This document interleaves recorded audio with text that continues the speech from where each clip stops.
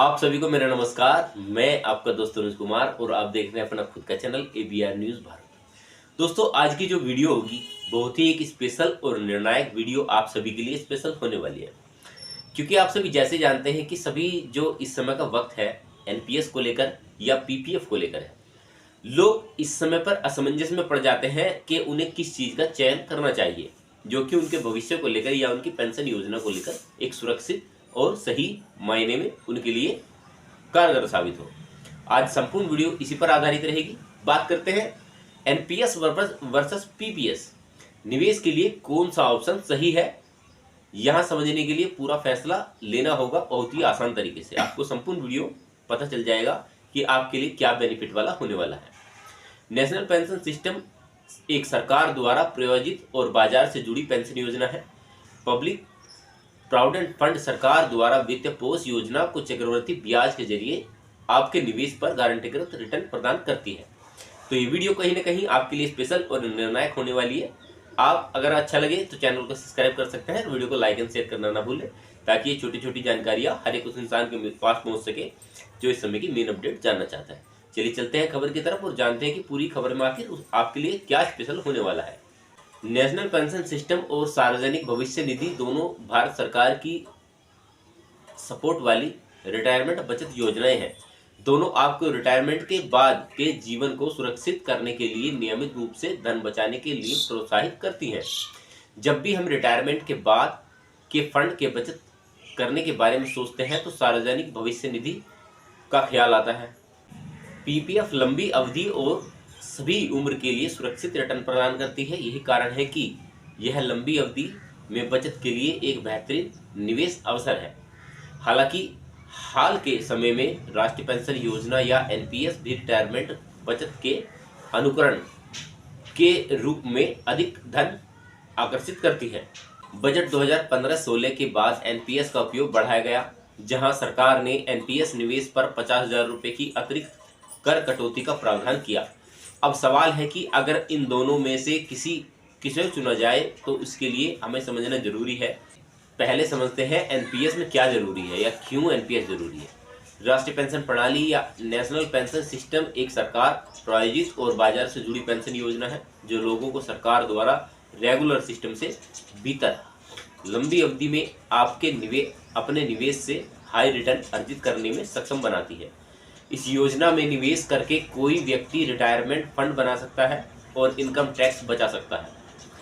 Retirement के बाद नियमित पेंशन हासिल कर सकता है, संगठित हो या असंगठित क्षेत्र। NPS का मकसद न सिर्फ रिटायरमेंट लाइफ में वित्तीय सुरक्षा प्रदान करता है बल्कि किसी को अपना पैसा बढ़ाने में मदद करता है। कोई व्यक्ति रिटायरमेंट के बाद ही फंड को भुना सकता है, जबकि फंड में जल्द या आंशिक निकासी की अनुमति केवल विशेष परिस्थितियों में 10 साल के बाद ही दी जाती है। जब आप NPS में निवेश करते हैं तो टैक्स छूट के लाभ भी मिलते हैं। NPS के लिए भुगतान आपको आयकर अधिनियम 1961 की धारा 80C के तहत 1.5 लाख रुपए की टैक्स कटौती का हकदार बनाता है।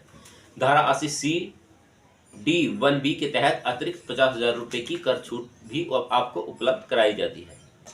अब हम चर्चा करते हैं कि आखिर NPS में निवेश कौन कर सकता है। राष्ट्रीय पेंशन योजना भारत के किसी भी नागरिक के लिए उपलब्ध है जो 18 से 70 वर्ष की आयु वर्ग में आता है।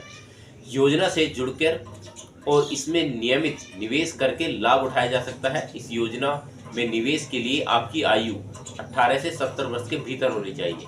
खाताधारक को अपने ग्राहकों को जानने की जरूरत KYC के लिए प्रशासनिक दस्तावेज प्रस्तुत करने होंगे। आइए अब चर्चा करते हैं कि आखिर PPF क्या है, क्योंकि लोगों के मन में सवाल है कि आखिर PPF, PF और NPS में क्या अंतर है या ओल्ड पेंशन स्कीम में क्या अंतर है। PPF यानी पब्लिक प्रोविडेंट फंड सरकार द्वारा वित्तीय पोषित योजना है जो चक्रवर्ती ब्याज के जरिए आपके निवेश पर गारंटीकृत रिटर्न प्रदान करती है। 15 साल की लॉक इन अवधि के साथ यह बचत योजना आपको लंबे निवेश क्षितिज पर आपका रिटायरमेंट फंड बनाने में मदद कर सकती है। मौजूदा समय में PPF पर 7.1% का ब्याज मिलता है।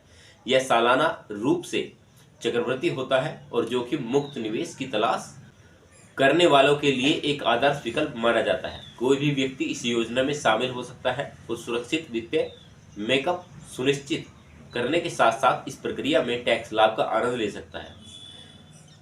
पीपीएफ खाते में निवेश कर सकता है। पीपीएफ खाते में सालाना 1.5 लाख रुपए तक जमा की जा सकती है।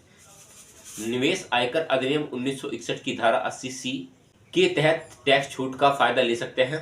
पीपीएफ अकाउंट में कम से कम 500 रुपये और अधिकतम 1.5 लाख रुपए सालाना डिपॉजिट होना चाहिए और सालाना 12 महीने तक जमा की अनुमति है। इस स्कीम से आप बाहर निकल सकते हैं अगर हायर एजुकेशन शुल्क का भुगतान करना हो या मेडिकल इमरजेंसी जैसी स्थिति बनी हो।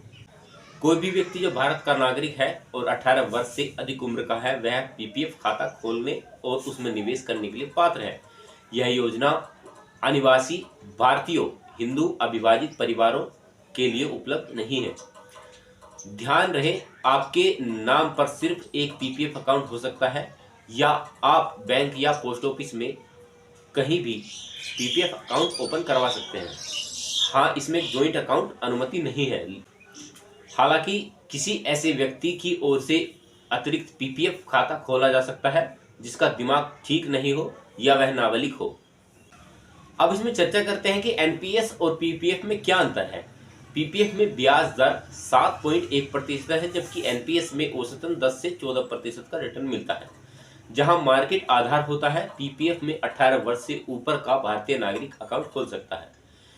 एनआरआई पीपीएफ में निवेश का लाभ नहीं उठा सकते जबकि एनपीएस में 18 से 70 वर्ष के भीतर का भारतीय नागरिक निवेश कर सकता है। साथ ही इसमें एनआरआई भी अकाउंट खोल सकते हैं।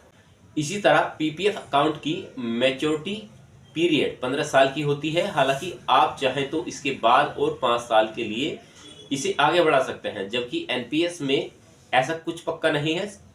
कस्टमर की उम्र 60 से 70 वर्ष के बीच अलग हो सकती है। निवेश की लिमिट की बात करें तो पीपीएफ में न्यूनतम निवेश 500 रुपये और अधिकतम सालाना 1.5 लाख रुपए होता है जबकि एनपीएस में न्यूनतम सालाना डिपॉजिट 6,000 रुपये है।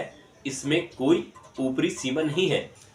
दोस्तों, आपको ये छोटी सी नॉलेजेबल वीडियो कैसी लगी आप मुझे वीडियो में कमेंट्स करके बता सकते हैं, क्योंकि मैंने हमेशा से जो मकसद बनाया है या एक मुहिम चलाई है, मैं आपको केवल इतना ही गुजारिश करता हूं। अगर आपको मेरा कंटेंट अच्छा लगे तो वीडियो को लाइक एंड शेयर करना और चैनल को सब्सक्राइब करना।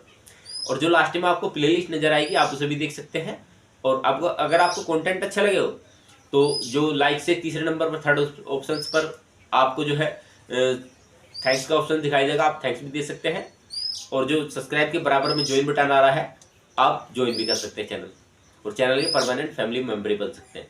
चलिए मिलते हैं आपसे ऐसे ही नॉलेजेबल मुद्दे के साथ। तब तक अपना ख्याल रखें। तब तक के लिए जय हिंद, वंदे मातरम।